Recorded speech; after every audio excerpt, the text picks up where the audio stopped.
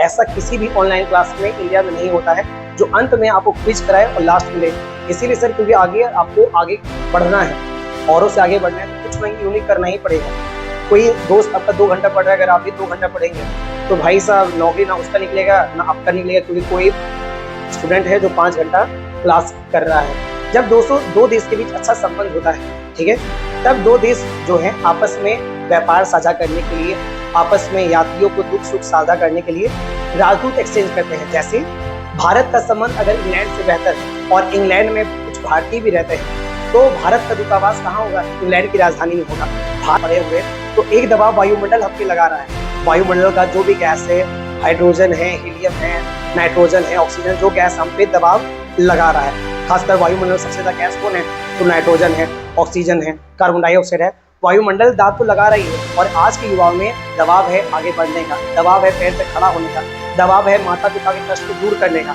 लेकिन इस दबाव को आप तभी दूर कर पाइएगा जब आप ईमानदारी से पढ़िएगा। और ईमानदारी से पढ़ने का मतलब ऐसा नहीं है केवल किताब खोल के बैठ गए हैं और मम्मी को लग रहा है, पापा को लग रहा है, खुद को भी लग रहा है कि आप पढ़ रहे हैं। ईमानदारी से पढ़ने का तात्पर्य है कि आप जो भी पढ़ रहे हैं उसको रिवीजन करें। जिसका होगा रिवीजन वही करेगा फर्स्ट डिवीजन। नमस्कार साथियों, मेरा नाम निशांत स्वराज हुआ और आप देख रहे हैं रोजगार का जुगाड़, जहां आपको सरकारी नौकरी का मिलता है सबसे आसान और भरोसेमंद तरीका। जैसा कि पिछला एक सप्ताह का करंट अफेयर अपलोड कर दिया गया था, और आपका जो व्यू और कमेंट देखे, सच बता रहे हैं, मेरा मेहनत करने का जो प्रभाव है या स्वभाव है वो अब दुगना होते जाएगा, क्योंकि आपने जो भरोसा दिखाया है इस नया क्लास पे वो अप्रशंसनीय है। इसीलिए मैं और मेहनत करके पूरी तरह कल से बेहतर वीडियो बनाने की कोशिश किया हूँ और आपके सामने पेश किया हूँ डेली करंट अफेयर। जैसा इसके आपसे वादा किया गया था, अब हर दिन आपको करंट अफेयर अपलोड कर दिया जाएगा डेली। और केवल करंट अफेयर नहीं, आपको पहले ही बता दिए, करंट अफेयर सिर्फ करंट अफेयर नहीं है, उसमें आपको history, geography, polity, economics, science और वर्ल्ड ज्योग्राफी का जानकारी मिलता है। तो कभी भी करंट अफेयर को करंट अफेयर की तरह ना पढ़ें, और मेरी पूरी कोशिश रहेगी कि करंट अफेयर को ऐसा पढ़ाऊँ जो आपको रटना ना समझना पड़े। जैसा कि आपको मेरा हेडलाइन में नज़र आ रहा होगा कि रटना मना है, रटना मना है। और आज से एक नया कोशिश है रोजगार का जुगाड़ का कि वीडियो पहले अंत तक देखिए, पहला शर्त है, ठीक है। इस शर्त पूरा होने के बाद आपको लास्ट में जितना भी करंट अफेयर बताया गया है, आज जितना भी होगा और उसका डिस्कशन भी जो बताया गया है, आप आराम से ध्यानपूर्वक सुने। और क्लास के अंत में आपसे 10 सवाल पूछा जाएगा, ठीक है। जो मेरा सवाल था और जो मेरा डिस्कशन था, दोनों मिला के 10 सवाल पूछा जाएगा, ताकि इससे ये पता चलेगा कि आपने क्लास को कितना ईमानदारी से पढ़ा है। और 10 का जवाब आपको कमेंट सेक्शन में देना है, 10 का जवाब कमेंट सेक्शन में देना है। और आपसे ईमानदारी की पूरी तरह उम्मीद की जाती है, क्योंकि आप जनरल कॉम्पिटिशन तैयारी कर रहे हैं जहाँ चोरी की संभावना बहुत कम है, ठीक है। तो उम्मीद करते हैं आप इस वीडियो को पूरा देखिए और अंत में जो भी जितना भी सवाल होगा उसका डिस्कशन को ध्यान देखिए, क्योंकि लास्ट में जो टेस्ट होगा 10 से 12 सवाल का, उसमें आपको क्वेश्चन जो एक्सप्लेन करेंगे और जो सवाल रहेगा दोनों किया जाएगा। तो समय को बर्बाद ना करते हुए चलिए स्टार्ट करते हैं आज का सवाल, ठीक है।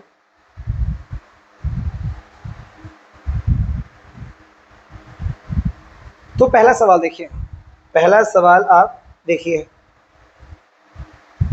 तो पहला सवाल क्या कह रहा है? डूरंड कप 2025 का खिताब किस टीम ने जीता? डूरंड कप 2025 का खिताब किसने जीता?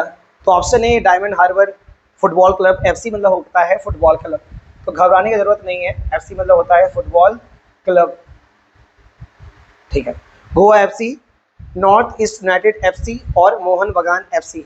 तो आप लोग जवाब देने की कोशिश करें कि इसका आंसर क्या होना चाहिए।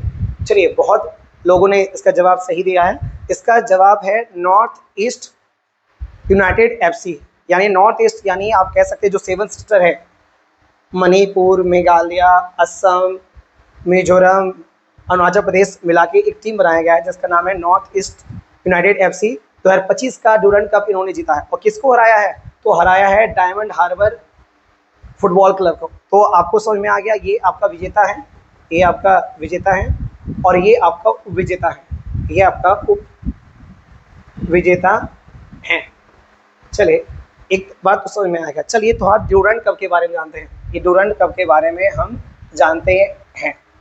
तो डूरंड कप, इस कप की शुरुआत 1888 में हुई। इस कप की शुरुआत कब हुई? 1888 88 मुहित। और जान के आपको आश्चर्य होगा कि ये भारत का नहीं, एशिया का सबसे पुराना फुटबॉल कप है। ये एशिया एवं भारत का सबसे पुराना फुटबॉल कप है।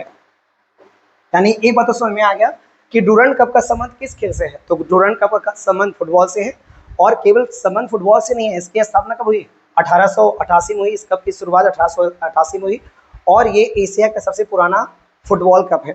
और इस बार 2025 में किसने जीता? नॉर्थ ईस्ट यूनाइटेड FC ने जीता। लेकिन आपको पता है कि डूरंड कप 2025, ठीक है, और ये हो कब से रहा है? 1888 से। तो आपको ये जान के आश्चर्य होगा कि सबसे ज़्यादा डूरंड कप किस टीम ने जीता है, और उसका नाम है मोहन बगान। उसने कुल मिला के 17 बार जीता है। उसने कुल मिला के ये जो कप जीता है वो कुल मिला के इसने 17 बार जीता है। तो अगर पूछेगा कि डूरंड कप सर्वाधिक किस टीम ने जीता है, तो आपको जवाब देना पड़ेगा मोहन बगान, ठीक है।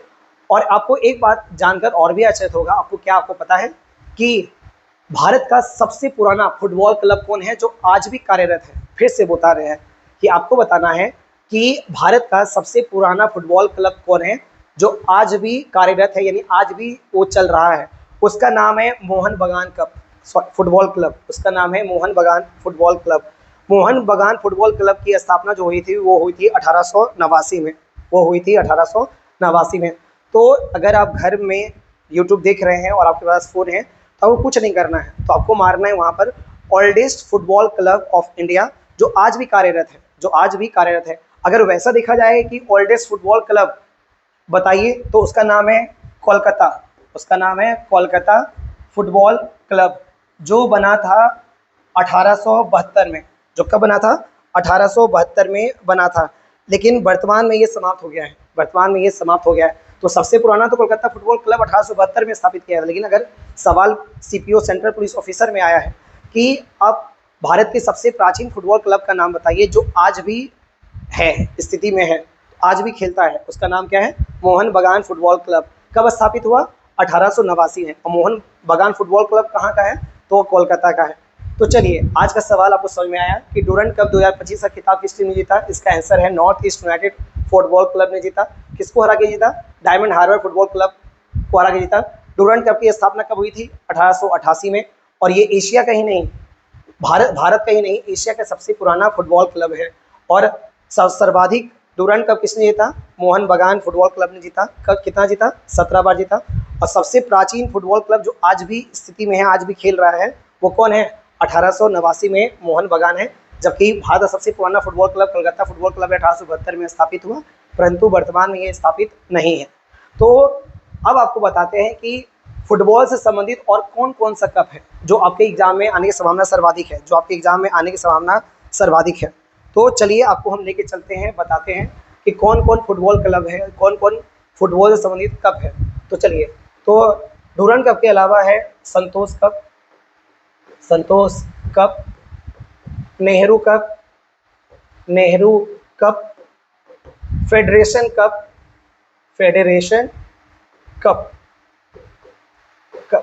कलिंगा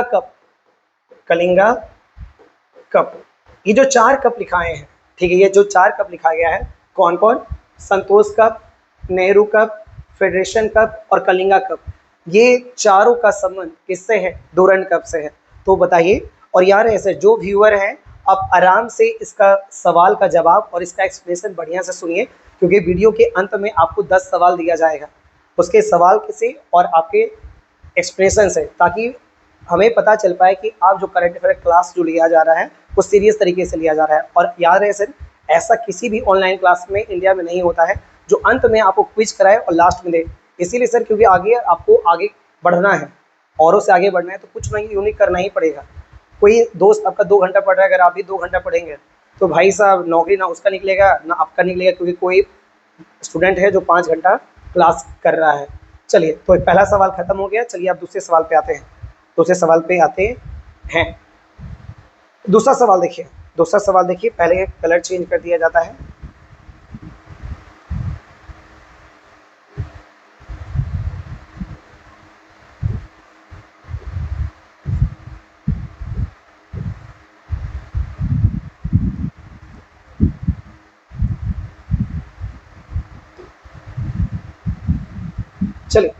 अब सवाल पढ़िए। हाँ, अमेरिकी राजदूत डोनाल्ड ट्रंप ने भारत में नए अमेरिकी राजदूत किसे नियुक्त किया? सवाल है कि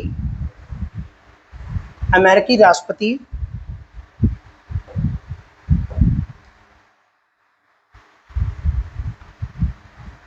राष्ट्रपति डोनाल्ड ट्रंप ने भारत में नए अमेरिकी राजदूत किसे नियुक्त किया? सवाल पढ़िए। सवाल समझाया जा रहा है, अब बस आप सवाल पढ़िए। तो इसका आंसर है वो है शारजिया गौर। इसका जो आंसर है वो है शारजिया गौर। सर अब ये राजदूत क्या होता है? देखिए सर, जब दो देश के बीच अच्छा संबंध होता है, ठीक है, तब दो देश जो है आपस में व्यापार साझा करने के लिए, आपस में यात्रियों को दुख सुख साझा करने के लिए राजदूत एक्सचेंज करते हैं। जैसे भारत का संबंध अगर इंग्लैंड से बेहतर है और इंग्लैंड में कुछ भारतीय भी रहते हैं, तो भारत का दूतावास कहाँ होगा? इंग्लैंड की राजधानी में होगा। भारत का संबंध अगर अमेरिका से अच्छा है और काफ़ी सारे भारतीय अमेरिका में रहते हैं, तो उनको अगर कोई समस्या होगा तो भारत सरकार अपना दूतावास अमेरिका में खोला है, ठीक है। उसी तरह कई सारे भारतीय अमेरिकी जो लोग हैं वो भारत में भी रहते हैं, और भारत का संबंध अभी थोड़ा बुरा चल रहा है रशिया के दबाव के कारण, लेकिन फिर भी ओवरऑल कहें तो ठीक ठाक है भारत अमेरिका का संबंध। तो अमेरिका के राष्ट्रपति ने भारत में अमेरिकी राजदूत किसे नियुक्त किया है? उसका नाम है शारजिया गौर। तो जाहिर सी बात है भारत सरकार ने भी किसी भारतीय को अमेरिकी राजदूत नियुक्त किया गया होगा, यानी भारत की तरफ से अमेरिका में वो भारतीय राजदूत बनेंगे। इसका तात्पर्य क्या है कि अमेरिका में कोई भी भारतीय अगर हो, अगर अमेरिका में समस्या हो तो वो कहाँ जाए? अमेरिका में भारतीय दूतावास में जाए, उनका जो भी समस्या है उसका निपटारा कर दिया जाएगा। तो ये तो अमेरिका राष्ट्रपति डोनाल्ड ट्रंप ने भारत में नए अमेरिकी राजदूत किसे नियुक्त किया है। तो अब आपको बताना है कि भारतीय अमेरिकी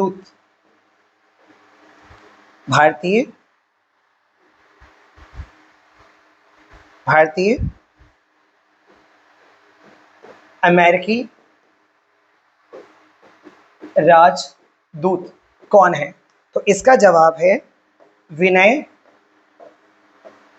मोहन क्वात्रा। इसका नाम है विनय मोहन क्वात्रा। और यार ऐसे किसी भी देश का राजदूत हो उसकी नियुक्ति की जाती है राष्ट्रपति के द्वारा, उसकी नियुक्ति की जाती है राष्ट्रपति के द्वारा। तो याद रखना है कि विभिन्न देशों के राजदूतों की नियुक्ति किसके द्वारा की जाती है?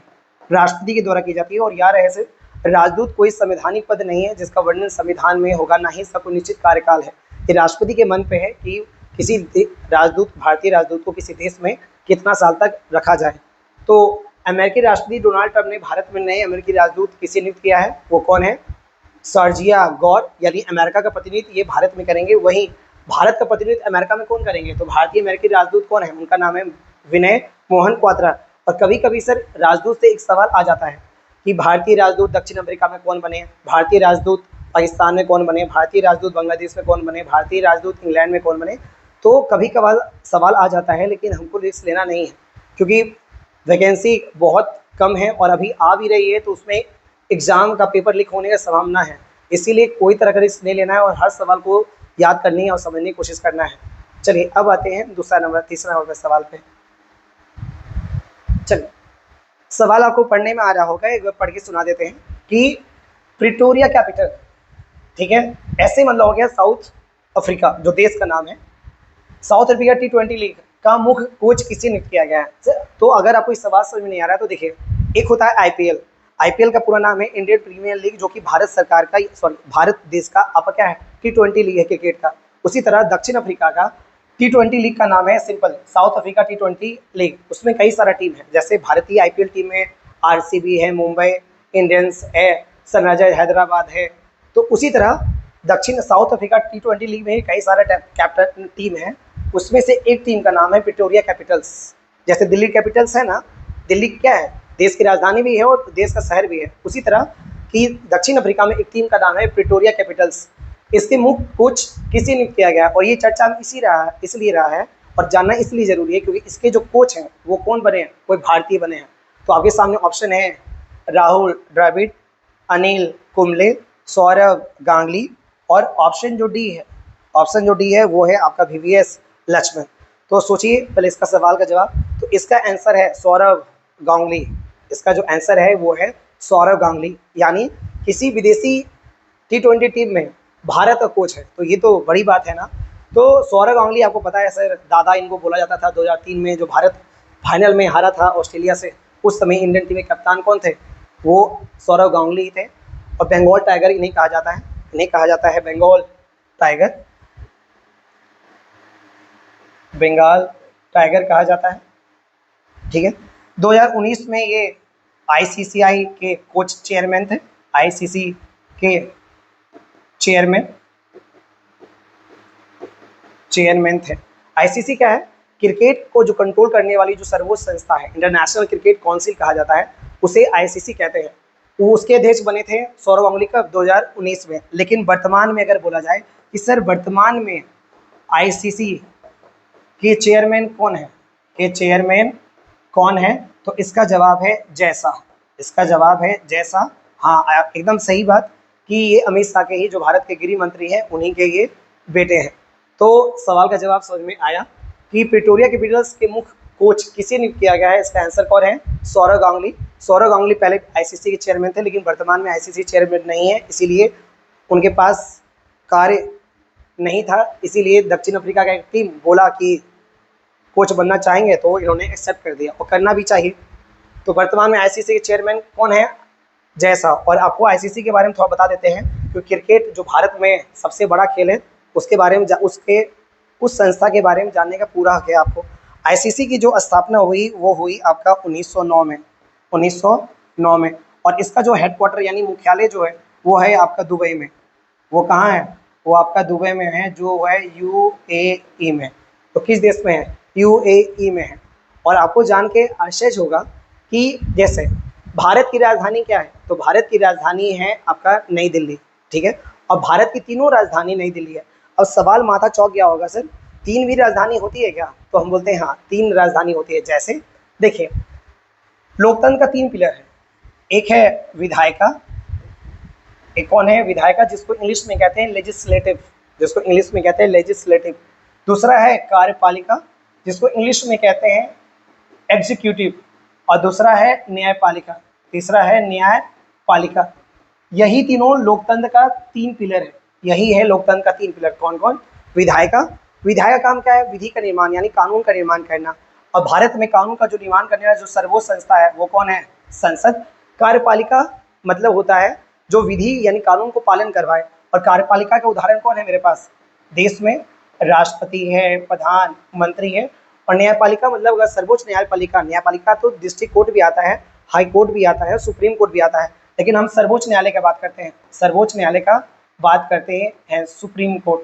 तो अब आप सोच के बोलिए, आपको पहले हम बताए थे कि भारत का जो राजधानी है, विधायिका राजधानी, कार्यपालिका राजधानी, न्यायपालिका राजधानी, तीनों कौन है? भारत है। अब इसको एक्सप्लेन करते हैं। विधायिका का उदाहरण कौन है? संसद। संसद कहाँ है? नई दिल्ली। कार्यपालिका का जो सर्वोच्च उदाहरण है, भारत का सर्वोच्च कार्यपालिका जो प्रमुख है वो कौन है? राष्ट्रपति। राष्ट्रपति और प्रधानमंत्री कहाँ बैठते हैं? नई दिल्ली में। भारत में सर्वोच्च जो न्यायपालिका है उसका नाम है सुप्रीम कोर्ट। सुप्रीम कोर्ट कहाँ है? वो भी नई दिल्ली में है। तो हो गया ना कि भारत की तीनों राजधानी, विधायिका, कार्यपालिका और न्यायपालिका, तीनों क्या है? नई दिल्ली में है। लेकिन आपको पता है दक्षिण अफ्रीका के साथ ऐसा नहीं है। दक्षिण अफ्रीका की 1 नहीं, 2 नहीं, 3 राजधानी है, यानी काफ़ी यूनिक देश है। और ये पूछ चुका है, ये विश्व में कौन ऐसा देश है, विश्व में कौन सा ऐसा देश है जिसकी 3 राजधानी है, 3 राजधानी है? वो है दक्षिण अफ्रीका। वो कौन है? South Africa. क्या आप जानना चाहेंगे? तो चलिए आपको बता देते हैं कि दक्षिण अफ्रीका का अगर राजधानी की बात करें तो ये आप लोग लिख लिए हैं। अगर आप लोग लिख लिए तो थोड़ा सा मिटाना चाहिए, क्योंकि काफ़ी भर गया है, ताकि आपको ये सवाल और अच्छे समझ में आ जाए। तो आपको बताने जा रहे हैं कि दक्षिण अफ्रीका विश्व का चुनिंदा देशों में ऐसे है जिसकी राजधानी क्या है? 3 है। तो आपको राजधानी बता देते हैं कि 3 राजधानी कहाँ कहाँ है। तो अगर आप देख रहे होंगे तो इसको स्क्रीनशॉट ले लीजिएगा। चलिए मिटाते हैं इसको, ज़्यादा नहीं मिटाएंगे बस। चलिए, विधायिका जो राजधानी है आपका, विधायिका जो राजधानी है दक्षिण अफ्रीका का, वो है केप टाउन। वो कौन है? केप टाउन है। तो अगर पूछता है सवाल कि दक्षिण अफ्रीका का विधायिका की राजधानी कौन है, इंग्लिश में कहते हैं लेजिस्लेटिव कैपिटल, तो क्या बोलना है? Cape Town. कार्यपालिका यानी एग्जीक्यूटिव, यानी दक्षिण अफ्रीका के जो राष्ट्रपति होंगे कहाँ बैठते होंगे? जो कार्यपालिका की राजधानी होगी, जिसका नाम है प्रिटोरिया। जिसका नाम क्या है? प्रिटोरिया। जो यहाँ सर ऑप्शन में, जो यहाँ सवाल कह रहा है प्रिटोरिया कैपिटल्स, ठीक है। तो विधायिका यानी दक्षिण अफ्रीका का जो संसद होगा, ठीक है, वो कहाँ रहता होगा? केप टाउन में। दक्षिण अफ्रीका जो राष्ट्रपति होंगे वो कहाँ रहते होंगे? प्रिटोरिया में। और न्यायपालिका भी अलग जगह पे है। न्यायपालिका जो है उसका नाम है लो एम फोर्टेन, उसका नाम है ब्लो एम फोर्टेन। तो हो गया ना। तो फिर से सवाल रिपीट कर रहे हैं। दक्षिण अफ्रीका विश्व के चुनिंदा देशों में है जिसकी 3 राजधानी हैं।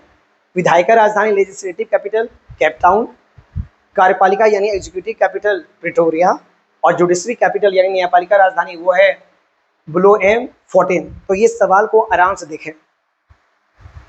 उम्मीद करते हैं ये आपको इंटरेस्टिंग फैक्ट लगा होगा और बहुत स्टूडेंट पहली बार जाने होंगे किसी देश की 3 राजधानी हो सकती है। दुनिया में कुछ भी हो सकता है। चलिए आगे बढ़ते हैं इस सवाल से। अब आ जाते हैं मेरा चौथा नंबर सवाल। सवाल को अच्छे से पढ़िए। सवाल है यहाँ पे कि भारतीय कंपाउंड पुरुष अंडर 21 टीम 2025 विश्व तीरंदाजी युवा चैंपियनशिप का फाइनल किस देश को हरा के जीता? यानी एक बात तो समझ में आ रहा है कि भारतीय कंपाउंड पुरुष 2021 टीम ने 2025 को विश्व तीरंदाजी युवा चैंपियनशिप जीता। पूछ रहा है किस देश को हरा के जीता? किस देश को हरा के जीता? तो सर ये बहुत गर्व वाली बात है कि देश के युवा तीरंदाजी में देश का परचम लहरा रहे हैं। और किसको हराया? इसका जवाब है वो आपका जापान। इसका जो जवाब है वो है जापान। ऑप्शन में जर्मनी, यूएसए, फ्रांस और चीन है। इसका जो आंसर है वो कौन है? जर्मनी है। अब ये सवाल आता है सर कंपाउंड का अर्थ यहाँ क्या होता है? सर यहाँ पे कंपाउंड जो होता है वो होता है कि इसमें जो तीरंदाजी जो हुआ है इसमें 3 भारतीय खिलाड़ी ने शामिल लिया है। इधर से 3 खिलाड़ी और हर देश से 3 खिलाड़ी तीरंदाजी करेंगे और तीनों को मिला के मार्क्स बढ़ाया जाएगा। तीनों मिला के जिसका मार्क्स ज़्यादा होगा तीरंदाजी में उसको विजेता घोषित कर दिया जाएगा। तो भारत ने किसको हराया? जर्मनी को हराया। अब सवाल आता है सर वो 3 तीरंदाज कौन थे? ठीक है, तीरंदाज कौन थे जिन्होंने भारत का झंडा रोशन किया? भारत का झंडा रोशन किया। और आगे चल के ये पूछा जाएगा सर, व्यक्ति का नाम ले लेगा, पूछ लेगा इसका संबंध किस खेल से है, इसका संबंध किस खेल से है। और हर एग्जाम में एक सवाल तो आता है कि XYZ खिलाड़ी नामक का संबंध किस खेल से? जैसे नीरज चोपड़ा। नीरज चोपड़ा तो सबको पता है जेवलिन थ्रो या भाला फेंक से, तो वो कई बार सवाल आ चुका है, लेकिन अब नहीं आता क्योंकि भारत का युवा बच्चा जानता है कि नीरज चोपड़ा का संबंध किस खेल से है? तीरंदाजी से। तो अब सवाल उससे आएगा जो एग्जाम में आया नहीं है या जिसके बारे में लोग कम सुने हैं, कम जानते हैं। ठीक है, तो वो 3 युवा कौन थे? अंडर 21 खिलाड़ी कौन थे जिन्होंने विश्व तीरंदाजी में विश्व भारत को चैंपियनशिप बना दिया? वो तीरंदाजी का नाम हम लिख रहे हैं कुशल दलाल, मिहिर अपार और गणेश मणि रत्नम। गणेश मणि रत्नम। तो ये देश के 3 महान योद्धा हैं जिन्होंने भारतीय कंपाउंड पुरुष 21 विश्व तीरंदाजी चैंपियनशिप में भारत को क्या दिलाया?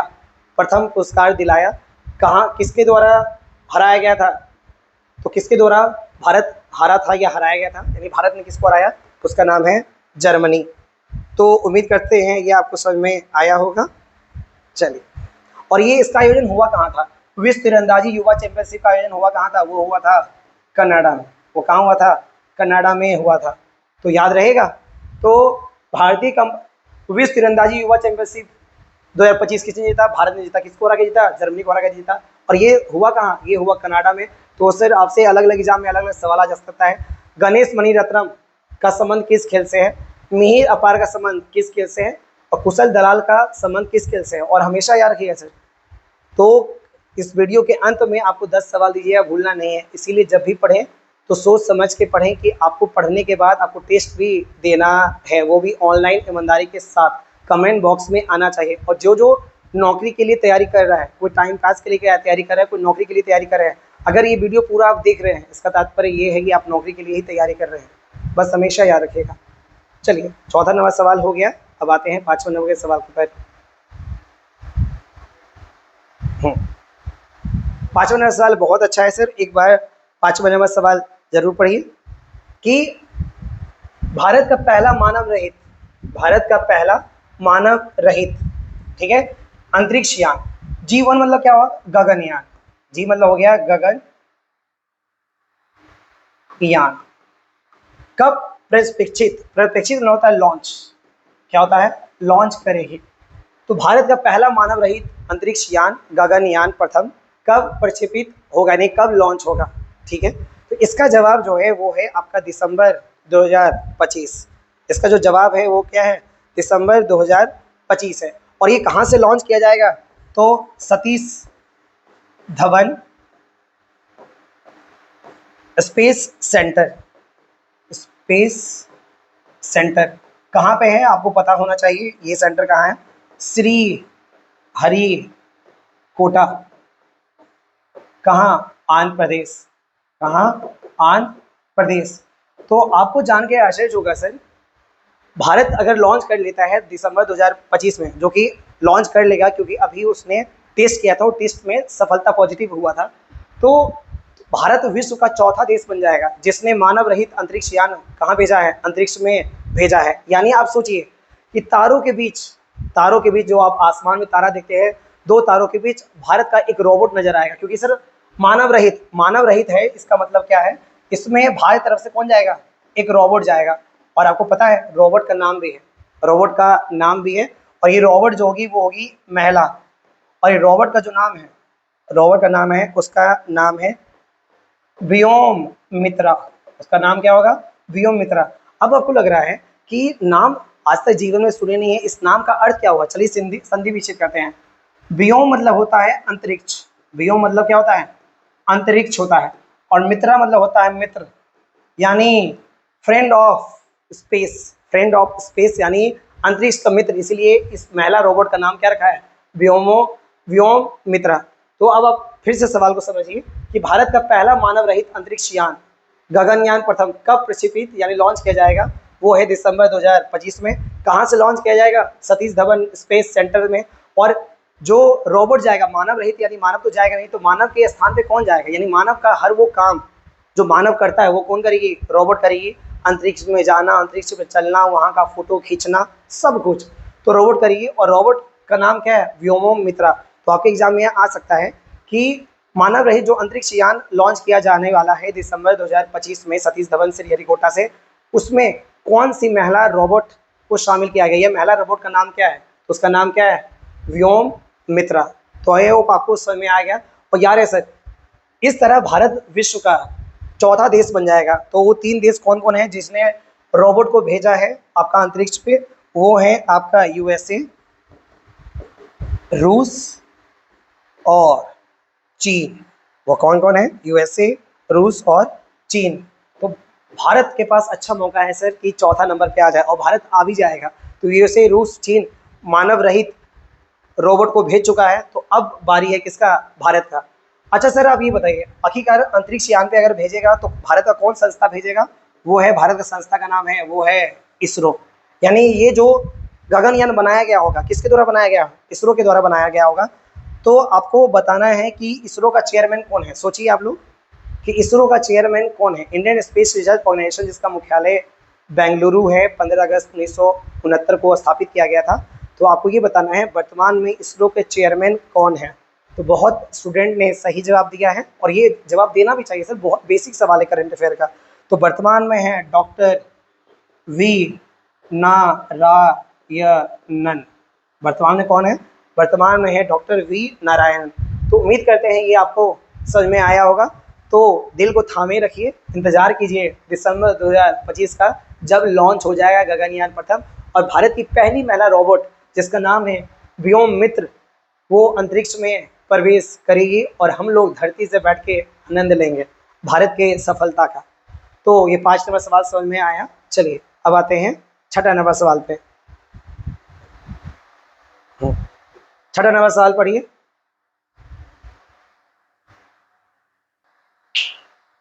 चलिए, तो अगला सवाल आपके सामने है जो आप पढ़ पा रहे होंगे कि दिल्ली पुलिस के 26वें पुलिस आयुक्त, सर इसी को बोलते हैं पुलिस कमिश्नर, इसको बोलते हैं पुलिस कमिश्नर बोलते हैं हम, कमिश्नर, जिसको हिंदी बोलते हैं पुलिस आयुक्त, जो कि पूरी दिल्ली पुलिस की हेड होता है। तो दिल्ली पुलिस के 26वें पुलिस आयुक्त के रूप में किसे नियुक्त किया गया? ठीक है, तो संजय अरोड़ा, SN श्रीवास्तव, राकेश अस्थाना, सतीश गोलचा। तो इसका जो आंसर है वो है सतीश गोलचा, इसका जो आंसर है सतीश गोलचा है। दिल्ली इंपॉर्टेंट है सर, क्योंकि दिल्ली में ही आपका संसद भवन है, सुप्रीम कोर्ट है, दिल्ली का अपना हाई कोर्ट भी है, आपका पार्लियामेंट भी है, राष्ट्रपति भवन, प्रधानमंत्री भवन, सारा कुछ है। जितनी बड़ी बड़ी पार्टी है उनका मुख्यालय है। तो इसीलिए दिल्ली की सुरक्षा की जिम्मेदारी कोई आम सुरक्षा की जिम्मेदारी नहीं है। बिहार का आपका पुलिस आयुक्त उतना इंपॉर्टेंट नहीं है। हाँ, हो सकता है कि बिहार के एग्जाम में आ जाए, लेकिन राष्ट्रीय एग्जाम SSC के एग्जाम में तो आने की संभावना लगभग 0 है। बिहार के एग्जाम में आ सकता है कि कौन है, और लेकिन नेशनल एग्जाम का जो भी हो, चाहे बिहार का हो चाहे नेशनल हो, उसमें आने की संभावना प्रबल है, क्योंकि दिल्ली का जो पुलिस कमिश्नर होता है वो आम नहीं होता है। तो दिल्ली के पुलिस कमिश्नर 26वें कौन बने? उसका आंसर है सतीश गोलचा। और ये पुलिस कमिश्नर की नियुक्ति कौन करती है? दिल्ली के CM, यानी नई दिल्ली की CM कहती है, नई दिल्ली के CM। और आपको पता होना चाहिए सर, CM मतलब मुख्यमंत्री। वर्तमान दिल्ली के CM कौन है? वो है रेखा गुप्ता। वो कौन है? रेखा गुप्ता। और आपको जानकर आश्चर्य होगा कि पहली बार भी मुख्यमंत्री का चुनाव हुआ। ठीक है, मुख्यमंत्री का चुनाव हुआ, जीती कौन? रेखा गुप्ता। BJP सरकार बनी, 70 विधानसभा सीट है। ठीक है, अगर आपको पता नहीं है तो यहाँ लिख देते हैं कि दिल्ली में विधानसभा सीट जो है वो कितना है? वो 70 है। जबकि अगर बिहार का तुलना किया जाए, बिहार का 273 है, बिहार का 273 है। खैर, तुलना नहीं करना है। अब सवाल आता है, क्या आपको पता है कि दिल्ली में पहली बार मुख्यमंत्री के चुनाव कब हुआ? आपके मन में इस सवाल आना चाहिए सर, क्योंकि दिल्ली के मुख्यमंत्री का चुनाव अभी होता है, लेकिन आपको पता है 1993 से पहले वहाँ विधानसभा सीट था ही नहीं, वहाँ विधानसभा सीट था ही नहीं। पहली बार विधानसभा, दिल्ली में विधानसभा चुनाव हुआ 1993 में। आपके पास फ़ोन है, आप गूगल का इस्तेमाल कर सकते हैं कि पहला लेजिस्लेटिव असेंबली का जो इलेक्शन हुआ दिल्ली में वो कब हुआ? वो हुआ नवंबर 1993 में। तो अब सवाल आता है सर, 1993 में ये क्यों? तो आपको समझा दिया जाता है। एक संविधान संशोधन आपको पढ़ना पड़ेगा, बहुत इंपॉर्टेंट है, जिसका नाम है 69वां संविधान संशोधन, जिसका नाम है 69वां संविधान संशोधन। अगर संशोधन है सर, कभी ना कभी तो हुआ होगा, ये हुआ होगा था 1991 में। और ये संविधान संशोधन क्या कहता है? ये संविधान संशोधन ये कहता है कि दिल्ली को राष्ट्रीय राजधानी क्षेत्र घोषित किया जाए, राष्ट्रीय राजधानी क्षेत्र घोषित किया जाए। यानी इसका तात्पर्य है कि 1991 में किया गया और बोला गया था दिल्ली में जैसा एक राज्य में होता है कि वहाँ मुख्यमंत्री होता है, मुख्यमंत्री यहाँ होगा, विधानसभा होता है, विधानसभा यहाँ होगा, सारा कुछ कहाँ होगा? दिल्ली में। तो दिल्ली को राष्ट्रीय राजधानी क्षेत्र किस संविधान संशोधन के तहत घोषित किया गया? आपके पास फोन है सर, वहाँ पे लिखिए 69वां कॉन्स्टिट्यूशनल अमेंडमेंट, सिर्फ इतना ही लिखना है। 69वां संविधान संशोधन लिखना है और लिख दीजिए प्रीवियस, तो अपने आप आ जाएगा, तो आपको समझ में आएगा। बच्चा यहाँ पर है 42वां संविधान संशोधन, 44वां संविधान संशोधन केवल याद करके बैठा हुआ है, 72वां 73वां नगर पालिका और पंचायत याद करके बैठा हुआ है। लेकिन उसके अलावा भी बहुत कुछ इंपॉर्टेंट है संविधान संशोधन जो आपको जानना है, और बहुत जल्द जितना भी इंपॉर्टेंट संविधान संशोधन है उस पर वीडियो जारी किया जाएगा। फिलहाल दिल्ली को राष्ट्रीय राजधानी क्षेत्र घोषित कब किया गया? वो है 69वां संविधान संशोधन। साल कब है? 1991 में। और 2 साल के बाद वहाँ विधानसभा का गठन हुआ और सीट कितना रखा गया? 70, और मुख्यमंत्री बनी वर्तमान में कौन है? रेखा गुप्ता। तो उम्मीद करते हैं 69वां संविधान संशोधन 1991 नहीं भूलिएगा। ठीक है, ठीक है। तो दिल्ली पुलिस आयुक्त वर्तमान में कौन बने? वो हैं सतीश गोलचा। आई होप इस सवाल आपको समझ में आया होगा। अब सवाल आगे की ओर बढ़ते हैं।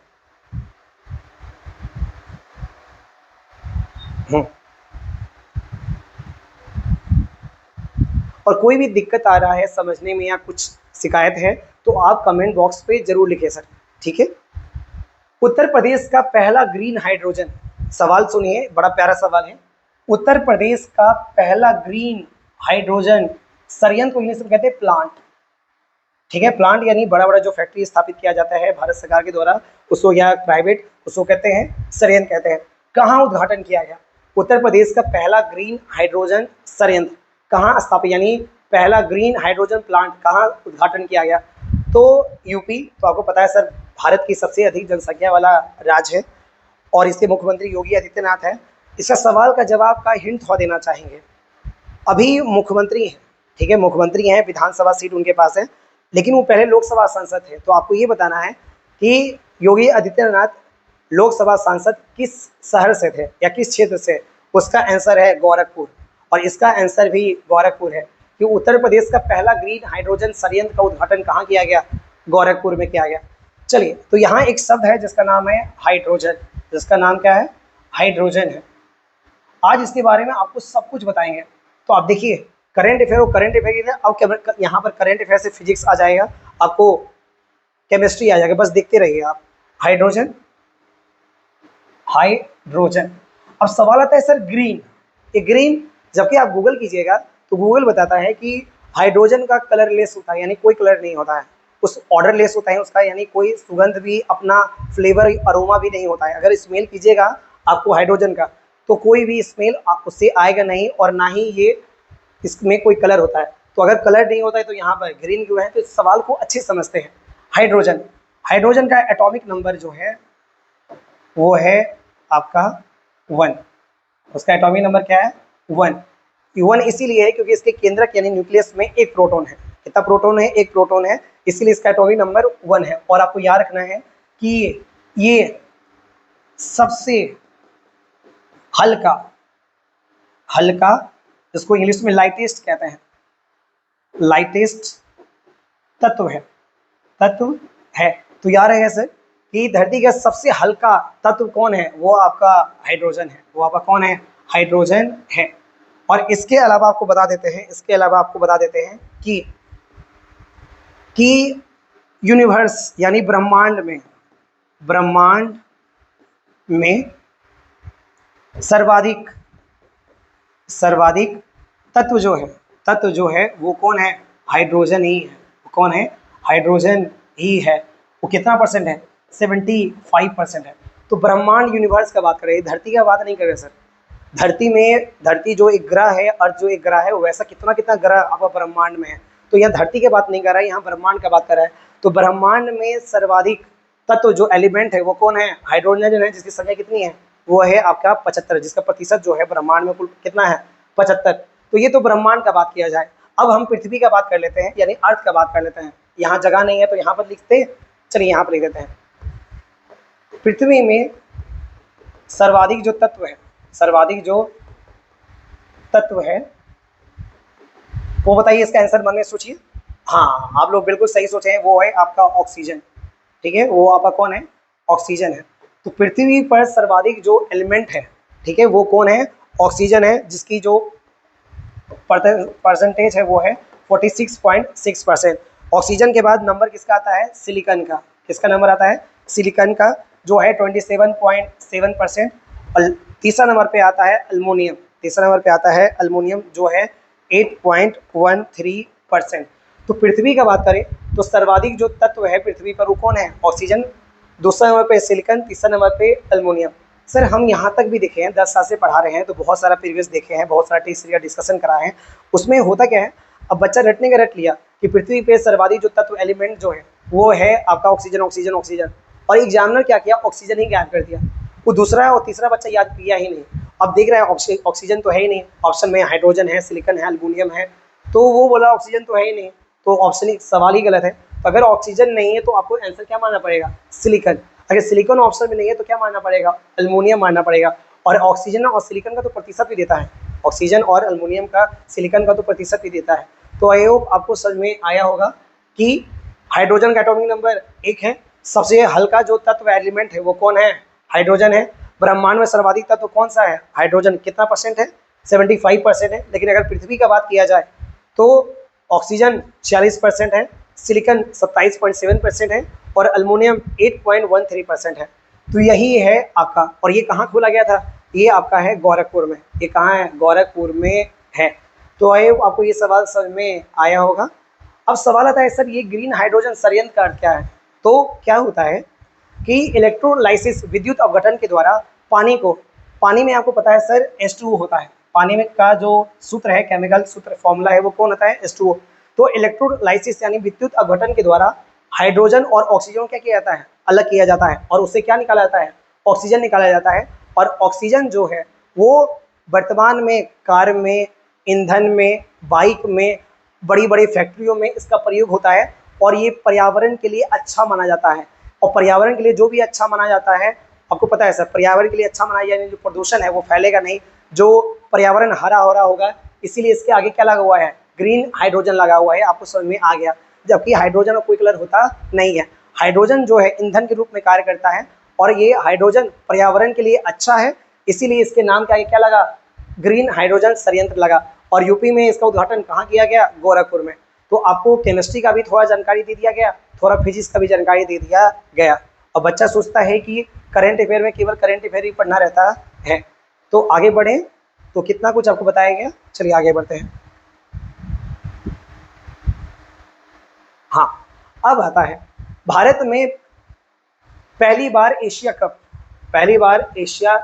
चैंपियनशिप 2025 का आयोजन किस राज्य में किया गया है। भारत में तो इससे पहली बार हुआ है, लेकिन इससे पहले भी हुआ है, लेकिन ये बताना है भारत की जिस राज्य में हो रहा है वहाँ आज तक एशिया कप हुआ ही नहीं था। तो इसका जो आंसर काफ़ी शॉकिंग है, जब इसका घोषणा किया गया था कि एशिया कप 2025 का इस राज्य में होगा, तो मेरे लिए भी शॉकिंग था कि ये कैसे हो सकता है, क्योंकि उस राज्य में इंफ्रास्ट्रक्चर उतना बेहतर है ही नहीं, उतना बढ़िया होटल नहीं है। तो उम्मीद करते हैं आपको समझ में आ रहा होगा कि हम किस राज्य का नाम ले रहे हैं। हम उसी राज्य का नाम ले रहे हैं जिस राज्य में अभी हैं, उसका नाम है बिहार। हाँ, आपने सही सुना, उसका नाम है बिहार। तो बिहार में कहाँ हो रहा है, तो बिहार में हो रहा है राजगीर में। कहाँ हो रहा है, बिहार में हो रहा है राजगीर नामक शहर में। और यहाँ जो स्टेडियम है, उस स्टेडियम का नाम है, तो स्टेडियम का नाम एकदम आपको याद रखना है, स्टेडियम का नाम है Bihar sports university hockey stadium. क्योंकि सर ये बहुत बड़ा आयोजन हो रहा है, पहली बार बिहार में एशिया लेवल का, वही भारत का जो राष्ट्रीय खेल माना जाता है, तो भारत का राष्ट्रीय कोई खेल तो है नहीं, लेकिन मान लिया गया है हॉकी। तो भारत का पहला एशिया हॉकी मैच जो हो रहा है वो आपका बिहार में हो रहा है। बिहार में कहाँ हो रहा है, राजगीर में हो रहा है। ठीक है, ये अगस्त के लास्ट में स्टार्ट हो जाएगा और सितंबर के आरंभ में समाप्त हो जाएगा। इसमें एशिया के 8 टीम भाग लेंगे। इसमें एशिया के कितने टीम भाग लेगी, 8 टीम भाग लेंगे। सर पहले पाकिस्तान भी आ रहा था, लेकिन आपको पता है कि भारत ने कह दिया कि हम एशिया कप जो पाकिस्तान में होने वाला था हम उसमें पार्टिसिपेट नहीं लेंगे। तो भारत ने भी कह दिया, पाकिस्तान ने भी कह दिया तो कि हम भी हॉकी में भाग नहीं लेंगे। इसीलिए हॉकी में पहले पाकिस्तान आने वाला था बिहार, लेकिन अब वो आगे आएगा नहीं। और बिहार क्यों आने वाला था, क्योंकि एशिया कप हॉकी चैंपियनशिप 2025 कहाँ होने वाला था, बिहार में, या होने वाला है 29 अगस्त से शायद आरंभ होने वाला है। और ये कहाँ होगा, बिहार में राजगीर में होगा। और स्टेडियम का नाम क्या है, तो स्टेडियम का नाम बहुत हार्ड नहीं है, बिहार में हो रहा है तो Bihar sports university hockey stadium. तो इसका आंसर ये है। तो ये गर्व वाली बात है सर कि बिहार कम से कम आगे तो हो रहा है धीरे धीरे। इसी बहाने राजगीर का इंफ्रास्ट्रक्चर, वहाँ बढ़िया होटल आएगा, वहाँ सड़क आएगा, क्योंकि वहाँ आपका कोरिया से खिलाड़ी आ रहे हैं, चाइना से खिलाड़ी आ रहे हैं, तो उनको लगना भी चाहिए ना कि बिहार का जो इंफ्रास्ट्रक्चर है वो आम इंफ्रास्ट्रक्चर नहीं है। इसीलिए आप जाएंगे कभी राजगीर, तो राजगीर का 5 साल पहले वाला राजगीर और अभी के राजगीर में बहुत बड़ा अंतर देखने को मिलता है। तो धीरे धीरे बिहार को राजगीर के माध्यम से ही अंतर्राष्ट्रीय पहचान मिल रही है। तो मेरा एक सवाल है कि बहुत सारा जो मेरा व्यूअर होगा, जो देख रहे होंगे इस वीडियो को, वो रांची गए होंगे, राजगीर गए होंगे, और राजगीर में आपको सब वहाँ लिफ्ट पे चढ़ता है, और लिफ्ट पे चढ़ता है तो ऊपर उजला रंग का स्तूप बना हुआ होता है। और आपको पता है उजला रंग का स्तूप का नाम क्या है, पहले सोचिए। जो वीडियो देख रहा है उसे 50% ऐसा स्टूडेंट होगा जो राजगीर गया है और लिफ्ट पे चढ़ा है। लिफ्ट पे आपको जो व्हाइट रंग का जो स्तूप नजर आता है उसका नाम क्या है, तो उसका नाम है विश्व शांति स्तूप। उसका नाम है विश्व शांति स्तूप। तो क्या लग रहा है कि ये सवाल प्रीवियस है? सवाल अब आया मजेदार से कि आपके एग्जाम में आया है कि राजगीर में जो विश्व शांति स्तूप है वो किस देश के सहयोग से बनाया गया था, वो किस देश के सहयोग से बनाया गया है। ये बिहार एसएससी सीजीएल, ये बिहार टीचर, बिहार दरोगा और बिहार पुलिस, ये चारों एग्जाम में आ चुका है।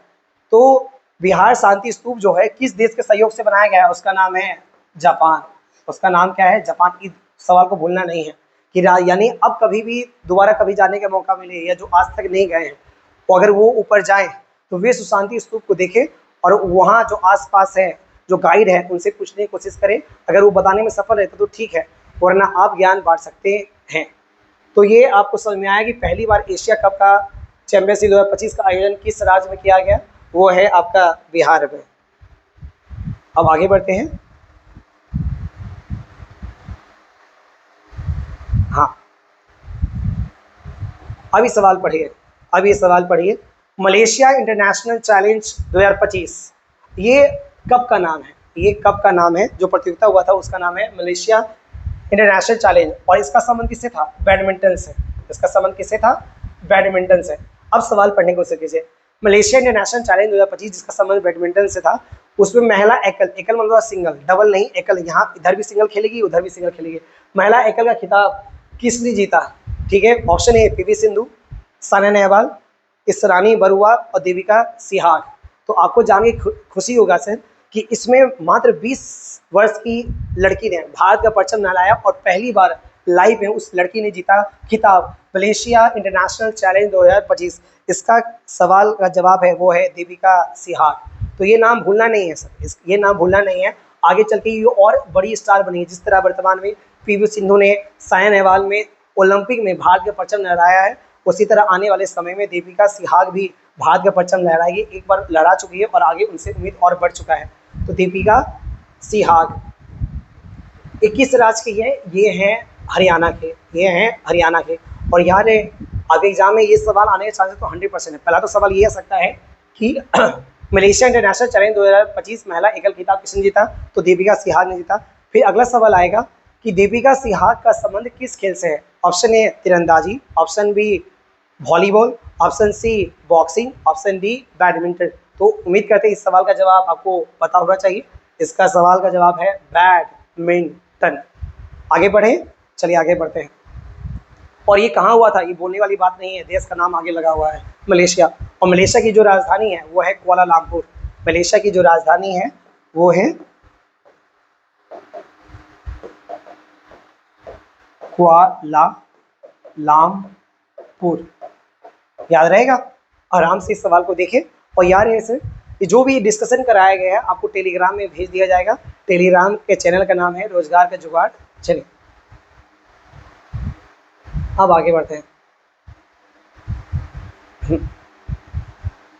बहुत अच्छा सवाल कि रैंकिंग से तो एक सवाल आता ही है, चाहे विश्व मानव विकास सूचकांक बोले, बेरोजगारी सूचकांक बोले, आपका रोबोट में प्रतिस्पर्धा में बोले, तो सवाल है सर विश्व प्रतिस्पर्धात्मक रैंकिंग 2025 में भारत किस स्थान पे रहा है, भारत किस स्थान पे रहा है। तो अगर ये सवाल समझ में नहीं आ रहा है तो सवाल को थोड़ा सा और आसान से शब्दों में समझाने की कोशिश करते हैं। अगर इंग्लिश में बोला जाए वर्ल्ड कॉम्पिटिटिव रैंकिंग, इंग्लिश में क्या बोलेंगे, वर्ल्ड कॉम्पिटिटिव रैंकिंग 2025।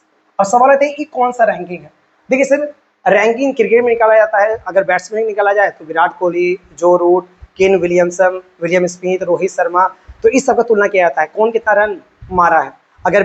अगर विकेट का बात किया जाए तो कौन विकेट, अगर वर्तमान का बात की तो वर्तमान में कौन ज़्यादा विकेट ले रहा है। तो उसी तरह अब यहाँ तुलना हो रहा है देश का, ठीक है। तो देश में रैंकिंग कैसे निकाला जाएगा, देश में रैंकिंग कैसे निकाला जाएगा, तो इस रैंकिंग में क्या क्या देखा जाता है। इस रैंकिंग में देखा जाता है आपका ट्रेड यानी व्यापार, इस रैंकिंग में देखा जाता है शिक्षा एजुकेशन, इस रैंकिंग में देखा जाता है तकनीक यानी टेक्नोलॉजी, इस नीति में देखा जाता है सरकारी नीति यानी गवर्नमेंट पॉलिसी। यानी जिस देश का ट्रेड मतलब वहाँ व्यापार करना आसान है, जिस देश में शिक्षा का स्तर बेहतर है, जिस देश में टेक्नोलॉजी सबसे बेहतर है, जिस देश में सरकारी नीति जो है वो जनता के हित में है, जहाँ भ्रष्टाचार कम है, इस सब को मिलाकर कहा जाता है विश्व प्रतिस्पर्धात्मक रैंकिंग 2025। इसमें भारत का स्थान, आपके मन में होगा सर व्यापार, शिक्षा, तकनीक, सरकार नीति आया तो भारत का स्थान खराब तो होगा ही। बिल्कुल आपका कहना सही है सर, जो बुरा है वो बुरा बोलने का हिम्मत रखना चाहिए, जो गलत है वो गलत है।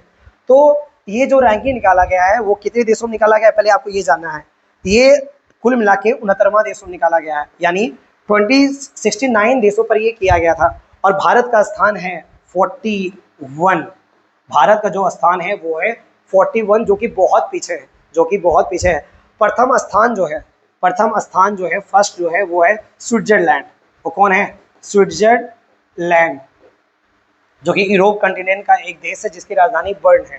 तो आप पाइएगा कि व्यापार, शिक्षा, तकनीक, सरकारी नीतियों में यानी गवर्नमेंट पॉलिसी में स्विट्जरलैंड सबसे अच्छा है।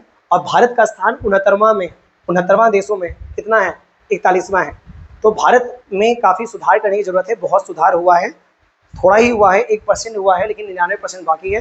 तो उम्मीद करते हैं भारत अगले साल विश्व प्रतिस्पर्धा रैंकिंग में 41 से तो कम से कम 35 आने का तो उम्मीद रख सकते हैं।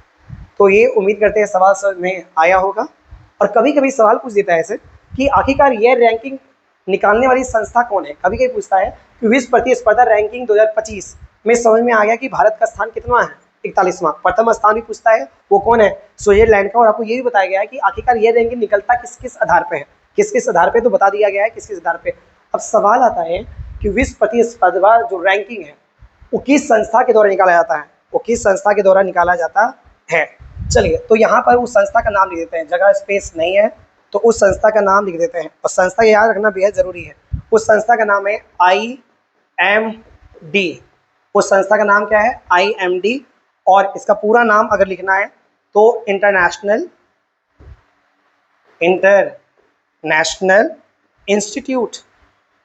इंस्टीट्यूट फॉर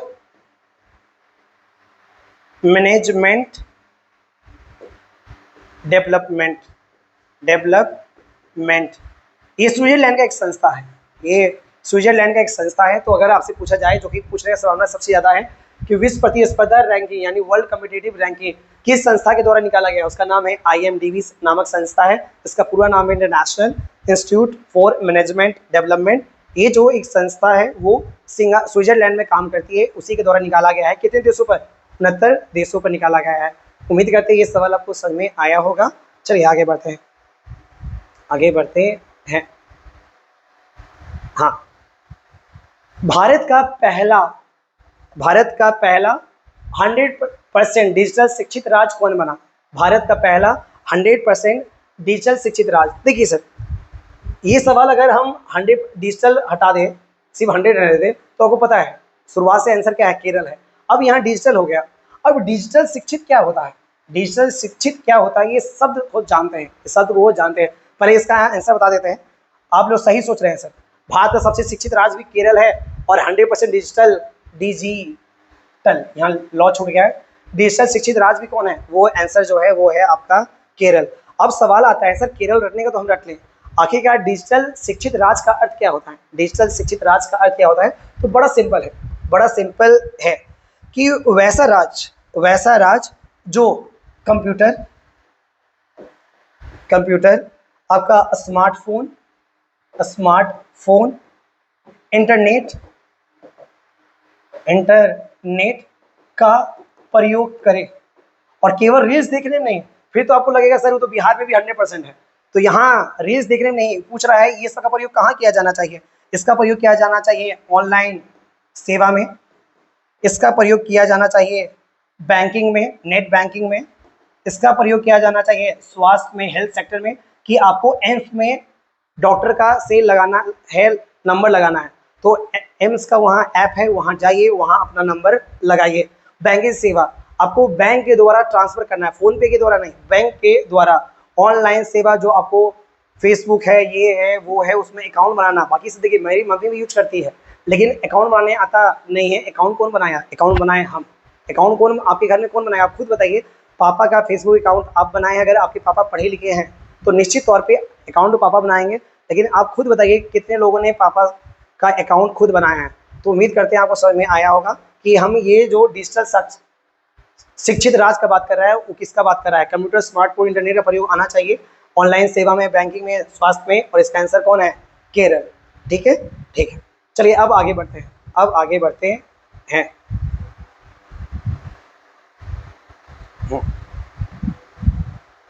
अभी सवाल क्या कह रहा है?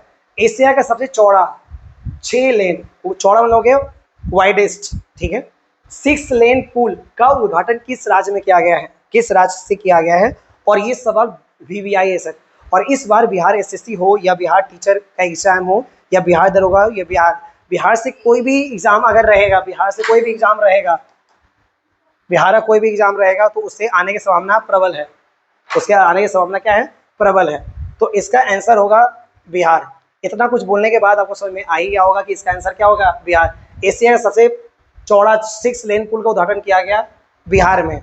अब सवाल आता है वो 6 लेन होता क्या है सर, 6 लेन होता क्या है? तो देखिए सर, ये सड़क है, ये सड़क है और बीच में मानिए डिवाइडर है, डिवाइडर जो सड़क को दो भाग में बांटती है।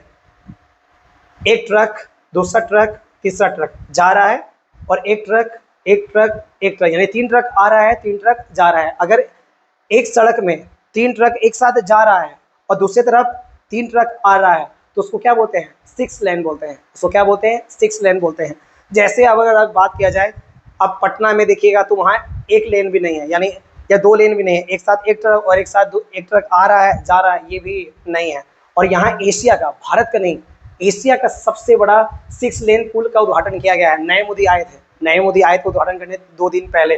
तो कहाँ ये है, बिहार में। और इस पुल का नाम क्या है, तो इस पुल का नाम आपको पता होना चाहिए। इसका पुल का नाम है ओंटा सिमरिया पुल, ओटा सिमरिया पुल। इसकी जो कुल लंबाई है, इसकी जो कुल लंबाई है वो है 1.8 किलोमीटर। इसकी जो कुल लंबाई है 1.8 किलोमीटर है, गंगा नदी पर है। किस नदी पर है, क्यों, अगर पुल है तो गंगा नदी, किसी ना किसी नदी पर होगा। तो किस नदी पर है, गंगा नदी पर है। और सिमरिया आपको पता है सर, ये सिमरिया जो है वो आपका पड़ता है बेगूसराय में, बेगूसराय में पड़ता है। तो एशिया का सबसे चौड़ा 6 लेन पुल का उद्घाटन किस राज्य में किया गया है, वो आंसर क्या है, वो है बिहार। तो आज का जो करंट अफेयर था 26 तारीख का, इंपॉर्टेंट करंट अफेयर, वो आपको बता दिया गया है। अब बच्चों सवाल लिखाने का समय आ गया है, सवाल लिखाने का समय आ गया है। और हम ये देखना चाहेंगे यहाँ जो बच्चा है वो कितना ईमानदारी से पढ़ रहा है। देखिए कि एक दबाव, तो भाई साहब वायुमंडल दबाव, अगर ज्योग्राफी में आप पढ़े होंगे तो एक दबाव वायुमंडल हम पे लगा रहा है। वायुमंडल का जो भी गैस है, हाइड्रोजन है, हीलियम है, नाइट्रोजन है, ऑक्सीजन, जो गैस हम पे दबाव लगा रहा है। खासकर वायुमंडल सबसे ज़्यादा गैस कौन है, तो नाइट्रोजन है, ऑक्सीजन है, कार्बन डाइऑक्साइड है। वायुमंडल दाब तो लगा रही है। और आज के युवाओं में दबाव है आगे बढ़ने का, दबाव है पैर पे खड़ा होने का, दबाव है माता पिता के कष्ट को दूर करने का। लेकिन इस दबाव को आप तभी दूर कर पाइएगा जब आप ईमानदारी से पढ़िएगा। और ईमानदारी से पढ़ने का मतलब ऐसा नहीं है केवल किताब खोल के बैठ गए हैं और मम्मी को लग रहा है, पापा को लग रहा है, खुद को भी लग रहा है कि आप पढ़ रहे हैं। ईमानदारी से पढ़ने का तात्पर्य है कि आप जो भी पढ़ रहे हैं उसको रिवीजन करें। जिसका होगा रिवीजन वही करेगा फर्स्ट डिवीजन। ये साफ नारा है मेरा, ये साफ नारा है। इसीलिए अभी आपको जो पढ़ाया गया है 1 से लेकर 12 तक, और आप लिखे होंगे तभी आपको याद होगा सर। तो 10 सवाल का जवाब अब आपको देना है। 10 सवाल हम लिख देते हैं, यहाँ पर 10 सवाल लिख देते हैं। क्या आप लोग टेस्ट के लिए तैयार हैं? चलिए तैयार है। कमेंट बॉक्स में जरूर दें, कमेंट बॉक्स में जरूर दें। हाँ।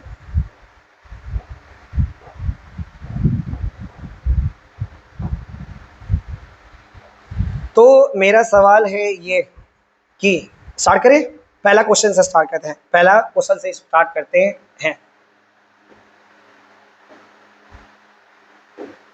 चलिए पहला सवाल ये है, डूरंड कप की स्थापना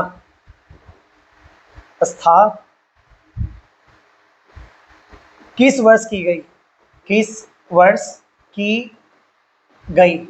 सवाल मेरा क्या है, डूरंड कप की स्थापना किस वर्ष की गई? मेरा दूसरा सवाल है, यूएसए में भारत के राजदूत का नाम क्या है? यूएसए में भारत के राजदूत का नाम क्या है? तीसरा सवाल, ठीक है, कि गगनयान जो दिसंबर 2025 में लॉन्च किया जाएगा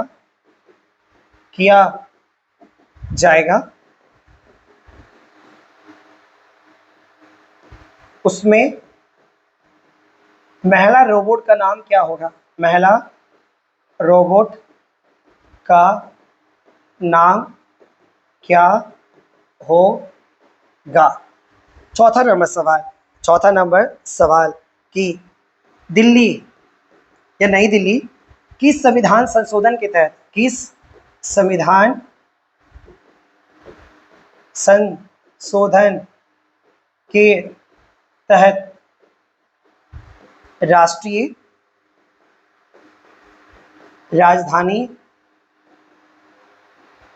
राजधानी क्षेत्र घोषित हुए। पांचवा है कि पृथ्वी पर सर्वाधिक मात्रा में कौन सा तत्व मौजूद है और उसका प्रतिशत कितना है। तो आज आपको 5 ही देते हैं, 10 बोला गया था लेकिन समय का अभाव है। तो जो भी सीरियस स्टूडेंट है सर जरूर कमेंट सेक्शन में जवाब दे रहे हैं तो ट्रस्ट में विश्वास मानिए, आज नहीं तो कल आपको नौकरी लगेगा। तो उम्मीद करते हैं आज का क्लास अच्छा लगा होगा। जो भी क्लास जैसा भी लगा प्लीज़ कमेंट सेक्शन में आप जवाब दें कि कैसा वीडियो लगा है, और प्लीज़ लाइक करें, सब्सक्राइब करें, कमेंट करें, क्योंकि आपका कमेंट ही, आपका लाइक ही हमको और प्रोत्साहित करता है, जो आगे हमको और मोटिवेट करे आगे बढ़ने में। तो आई से वहीं समाप्ति, धन्यवाद।